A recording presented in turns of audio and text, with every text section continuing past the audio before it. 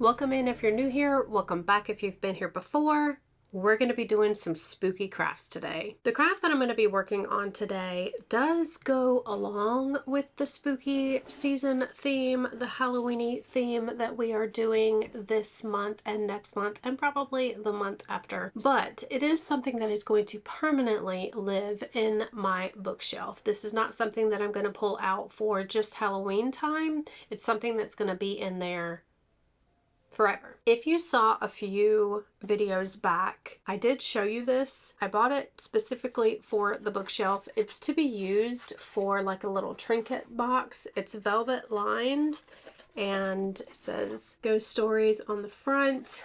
Also says Ghost Stories on the side. It's got like flowers and floral and fauna type art on it that makes up a skull. And I'm gonna have it in the bookshelf slightly opened with some spooky type things coming out of it. I wanted to paint this gold. It's already kind of yellowish type. I mean, it is wood and I'm trying to focus. There it goes. But I want it to be gold.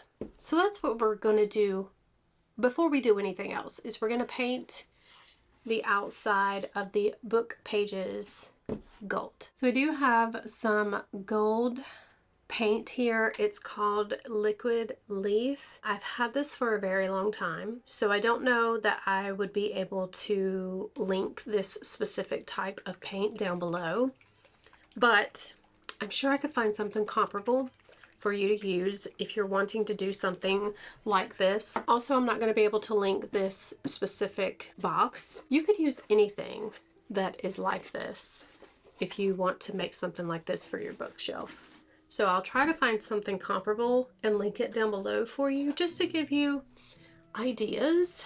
And I am going to need my glasses, so I'm going to put my reading glasses on because I do need to be very careful. I don't want to get any of the paint on the black parts of the book. And we're just going to be really careful. All right, there you go. You can kind of see what we're going for there. So I'm going to continue to paint this gold and then I'll show you what it looks like. I don't know if you guys can hear it, but it is raining and every once in a while it will thunder outside, so it feels very appropriate. When I can create and do things like this, I am in my element, completely in my element. All right, so I have got all of the book pages painted gold, so we are just going to set this here, let this dry overnight, and I will meet you back here tomorrow and we will continue with this book for the bookshelf. Okay, our paint is dry. We've got the gold book pages. So now we're going to move on to the next step. And I think what I'm going to do is go ahead and turn my glue gun on so that it can be warming up. And I'm going to be adding this little dude that I bought, if I can get him out of his packaging. So this little guy I got at home. Oh, he's a little skellington. He's very tiny, so I'm gonna incorporate him in there. I'm going to incorporate these fairy lights in here. So I need to figure out how to incorporate these. I mean, I can probably glue this onto the back here. I think that can work. So this is the dilemma that I have when I'm doing crafts like this. I bought this book specifically for the bookshelf to kind of display a cute little witchy, ghosty type vibe. But if I glue this to the outside of that, it's gonna mess it up. It's all for the greater good, right? Let's just go for it. And I think we're good there. Now I'm gonna move you back behind me so you can see what I'm doing. What I'm gonna do is I'm gonna turn this over like this, and I'm gonna glue these lights. I'm gonna glue some of them around in here almost like stars. Then I'm going to attempt to make some of them into mushrooms. We're gonna see how that goes. I've never done this before. And I also think it's very comical that I was worried about putting hot glue on the outside of this book, but I'm gonna be gluing the whole inside. I'm gonna be gluing moss and everything down into it. So yeah, that made a lot of sense, didn't it? What I'm doing is I'm putting this around the perimeter of the book first.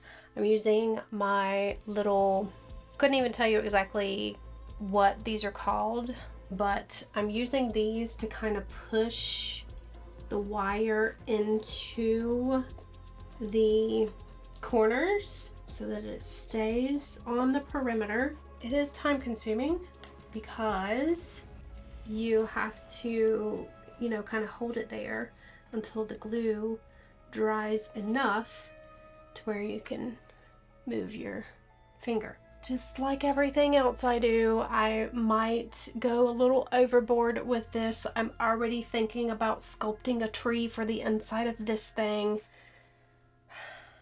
I did buy a lot of air dry sculpting clay because I have another Halloween craft that I'm going to be using that for. So yes, I am notorious for starting a craft. That's why my crafts take so long, because I start them and they kind of take a life of their own. They kind of take on a life of their own is how you should say that. So I'm bad about that. I am really bad about that. Nothing like being creative, right? I have got all of this glued around the perimeter, and then what I did was kind of zigzag up and down back to where I'm in this corner. Now what I'm doing is, I don't know if you can see, but I'm kind of taking these and kind of twisting them around to form sticks. So I'm gonna do that. Sticks, I don't even know the correct term. It's not sticks, but they're gonna end up being mushrooms. I'm just gonna try to describe this while I'm doing it. I don't know if I'm gonna do a good job, but I'll try. So where you have the light, because if you have fairy lights, you have a light here, then you have the wire, then you have a light here, and the wire, then the light. So I'm taking the part where you have the light and I'm twisting it and then going down to the next light, twisting that down. I'm gonna keep working on these mushrooms, and when I get to the point where I'm gonna put the cap on, I will show you what I'm gonna do for that. This is what I've got so far. These are gonna be little mushroom patches. I'm going to leave this strand out just in case I do decide to sculpt. I don't think I'll sculpt a whole tree, but I think it would be kind of cool having a tree branch coming out. What I'm gonna do now is make the mushroom tops, the caps of the mushroom. Forewarning, I did try to do this with wax paper and it did not work out. So I have my silicone pad here, and it is a little, it's not dirty, but it has like glitter on it, but we're just gonna ignore that. We're gonna work with what we have. So I'm just going to squirt out here some different size mushroom caps. I have 11 here, so I'm gonna squeeze out 11. Okay, so I think you could see them there in the screen. I'm gonna let these dry a little bit, and I'm gonna pull them up when they're dry to the touch but still kind of soft and malleable. Now that we have that all done, we're gonna glue them on here. See if I can zoom in for you guys. So we're gonna put a little dot and we're gonna stick that right on top. We're gonna do that for all of these mushrooms. So darn cute.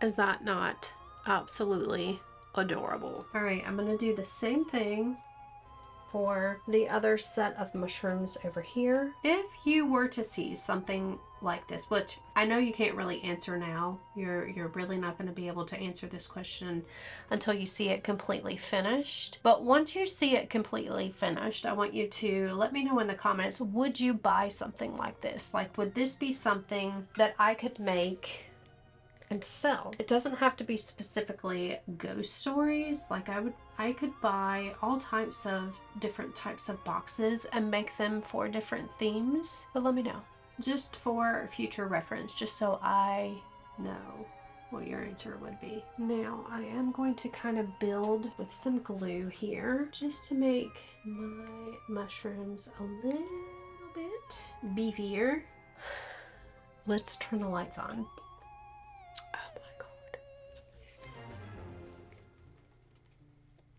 So adorable. All right, so I might mess with this a little bit more tonight. Like I said, I'm not going to do anything with this string that's left. There's really not that much left. There's the end of it right there. So I'm going to leave that out just in case I do decide to sculpt with the sculpting clay. And let me preface that to say, if I do that, I have never worked with sculpting clay in my life.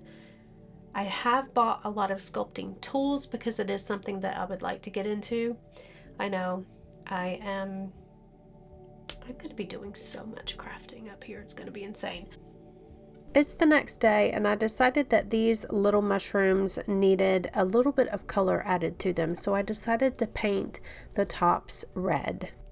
And here I turned the LED lights on so that I could make sure that even with the painted top you could still see the glow. I didn't want the paint to be so opaque that you couldn't see through it.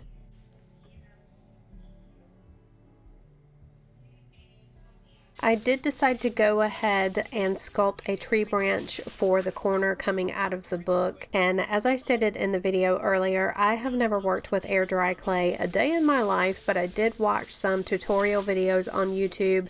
They use aluminum foil a lot to kind of sculpt the shape that they want. So that is what I'm doing here. And I have absolutely no idea what I'm doing, so I'm just kind of winging it here. I'm compressing down the foil to try to get a not so loosey-goosey mold. And yeah, I'm just kind of figuring it out as I go. I'm going to attempt air dry clay. I know, I'm very ambitious. Welcome to the life of Tiffany. I don't know how this is gonna go. I have never used air dry clay in my life before, so we're gonna see how it goes. I don't know, maybe I should take my wedding rings off. This could get messy, so I am just going to get some of this out. I've never worked with clay before, so this is going to be a learning experience. I'm just going to kind of tear pieces off. I'm just gonna do that and just kind of mold it with my fingers. Now, I don't know how long it takes for this to air dry. I would assume 24 hours. 2 to 3 days. Okay. Depending on the size and the thickness. Okay, well, I think we have plenty of time to sculpt then. I don't really know what I'm doing, but I did see this also in some of the YouTube tutorial videos where people would take some water and you could kind of dab the water and kind of smooth it out. And if you are attaching one piece of clay to a different piece of clay, you can smooth out the lines that way. Along with me purchasing air dry clay for sculpting purposes, I also purchased a lot of sculpting tools to be able to add texture to any type of clay sculptures that you're doing. So that is what I'm using here. I'm trying to create bark, like a bark effect on this tree branch. All right, so I am finished with the tree branch that's going to come out of here. This is probably going to take a few days to dry. On the container it says 2 to 3 days. I'm just going to leave it there to dry. I'm going to clean up some of these items that I have here, and I'm going to go ahead and paint some white dots on to my mushrooms. So cute. In times like this, when it turns out to be the cutest thing ever, I love it. Now this is what it looks like with the lights on. So stinking adorable. We're back with the spooky book. This lighting is terrible. That's better. That is better. My tree branch is dry. I did notice in some places, come on, focus, not on my eyeball, come on. In some places it's kind of flaking off, and I don't know if that's the clay or what, but I did do some research and I looked online, and it says that anytime you're going to paint clay pieces, to use gesso, because the clay is almost like a sponge, and if you try to paint acrylic paint or any type of paint probably over the top of it, it is gonna soak it up. So I'm gonna paint it with the gesso first. I don't know if it's cracking because I put a very thin coat over top of the, what is the word I'm looking for? Tinfoil. I don't know if I should have made it thicker, but I didn't want to make it thicker because I don't want it to be too big. I'm just gonna go to town and I'm gonna paint this over the clay, and then when this dries, it's supposed to give you like a protective layer. I mean, it looks like it's kind of covering up all these little cracks. All right, so we have all this covered, and I'm gonna go clean out my paintbrush, and hopefully tomorrow we can start painting this. Okay, battery's probably gonna die before I can explain all this, but I have been trying to come up with a solution for the tree. So we have the tree branch that's going to be sticking out from the top of the corner here. I want a portion of the tree coming up the side, so there's just not this lonely old tree branch. At first I was going to use this foam and kind of stick it in the corner like so, put some clay over the top of it, but I think that using toilet paper rolls, I'm gonna have to cut them to fit a little bit better, and I'm gonna hot glue them together. I think that will be a better solution. So that is what I'm going to work on next.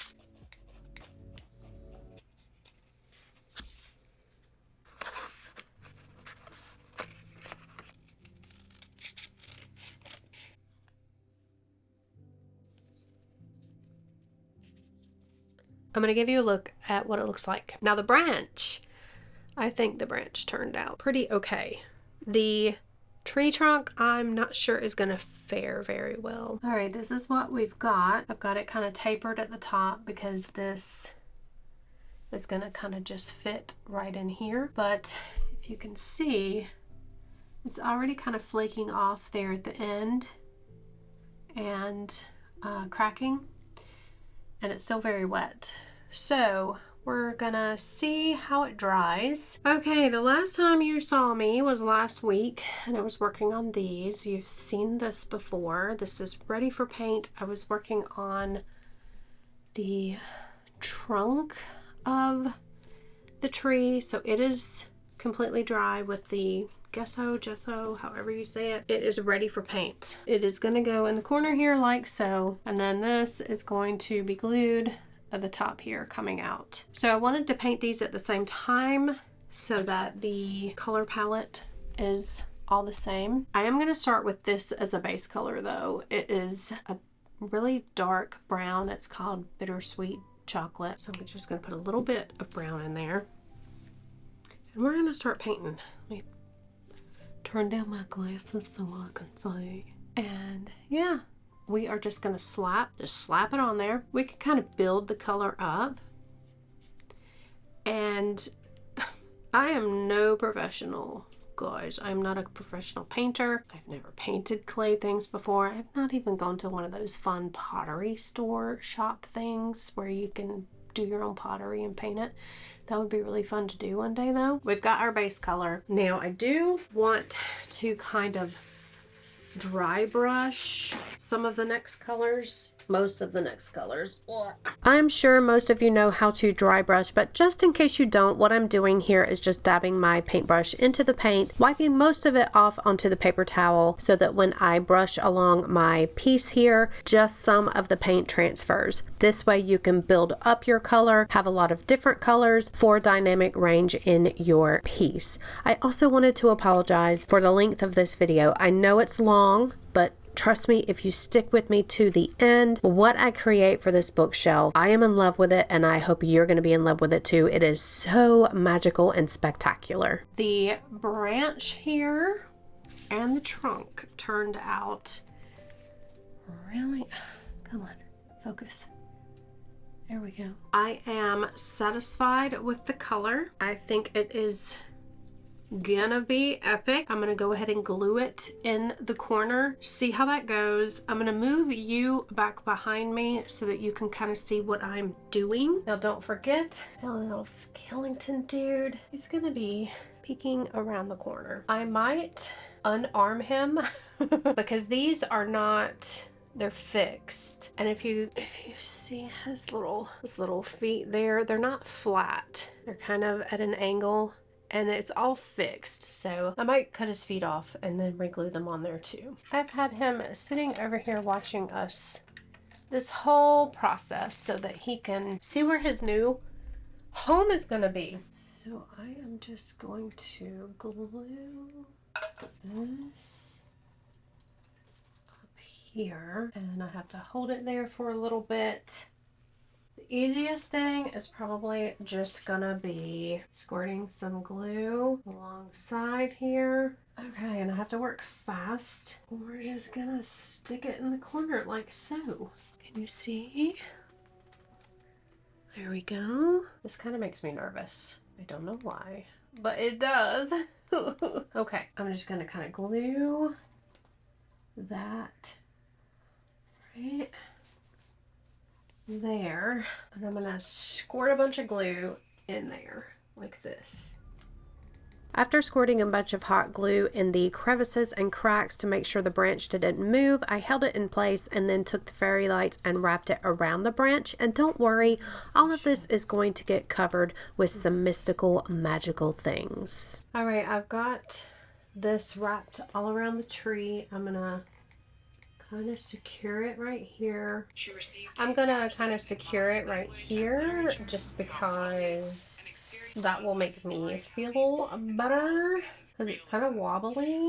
I'm also gonna secure it up here. Oh my gosh, guys, look at this. Now it's not completed, but I am loving it. I can't believe I even dream up things like this. It is just incredible. Okay, now I'm gonna find me some tweezers and I'm gonna get out all my moss because we're gonna start gluing.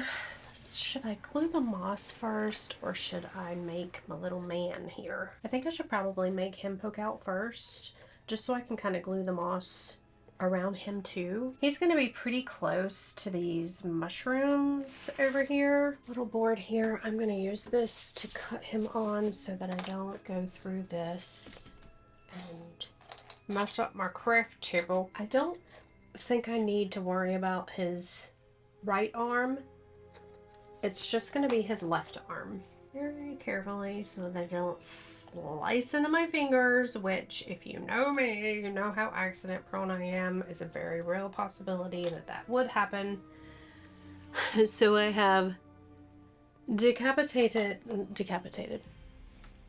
de-armed him at the shoulder. I'm going to do it at the elbow and also at the wrist. Look at that little hand. Oh. Hi. Okay, and I'm also going to cut his feet off at the ankle. Almost, oh my god, his foot went flying over there. Let me go find his foot. First, I'm going to glue his feet on to where he is flat-footed. There we go. I don't think you're going to be able to see this part, so I'm going to glue him in there and then I'll show you what he looks like after. I used a combination of hot glue and super glue to put his arm pieces back together because I wanted to make sure they were very secure, and I also wanted to mold it to where he's kind of gripping the book and peeking around the corner.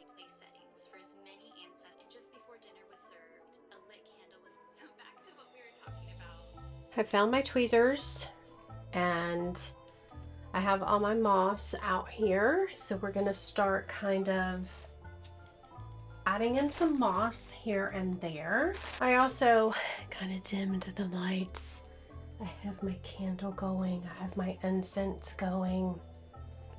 I know, John, if you're watching this from Emma and John, you're welcome. It probably makes you nervous, but I am very responsible when it comes to incense and candle lighting. Let's start embellishing. This is gonna be my favorite part. I have 3 different types of moss here, and if you decide to do some type of project like this, you can buy moss, you know, whatever you like. There's all different types, and my process was just to kind of bunch it up, put it in my tweezers, squirt a little bit of glue on there, and just put it in place. My main goal for the tree trunk specifically was to kind of hide the hot glue that I had to squirt on both sides to secure it into the book corner. I have some green moss, and I wanted to use that moss on the bottom around the mushrooms because I thought it looked kind of like grass, and I used that mainly for the bottom around the mushrooms and also around Mr. Skellington. What I ended up doing is alternating between the grayish Spanish moss and the green moss on both sides of the tree to hide the hot glue that I had to use to secure it, and then I also wanted to add moss up on the tree branch just to make it look like it had been there for a while, like it was old, and also to hide some of the wires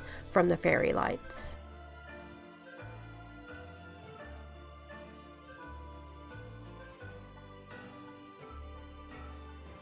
I am finally finished with the spooky book that is going to permanently live in my magical bookshelf. You can kind of see the branch peeking out there, but I can hardly even believe that I dreamed this up myself. I am in love with it. When I saw this at home, I said, I'm gonna buy that and I'm gonna do something with it, something magical for it to live in my bookshelf that I am creating. And it surpassed my expectations. This is what you're gonna see when you are looking into the bookshelf. I'm trying to get it all in the frame, but you're gonna just see peeking out of this book Mr. Skellington here, the enchanted little forest, some little tiny mushrooms with some glowing fairy lights. I love it. This is what we created together here, and I am just in love with it.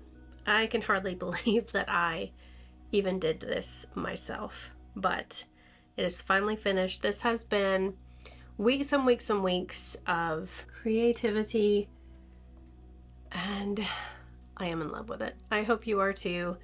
But that is going to do it for this video. I hope you enjoyed coming along with me for some magical, mystical creativity. I will see you in the next one. Please do all those YouTubey things, like, comment, subscribe, and click that bell. And I will see you when I see you.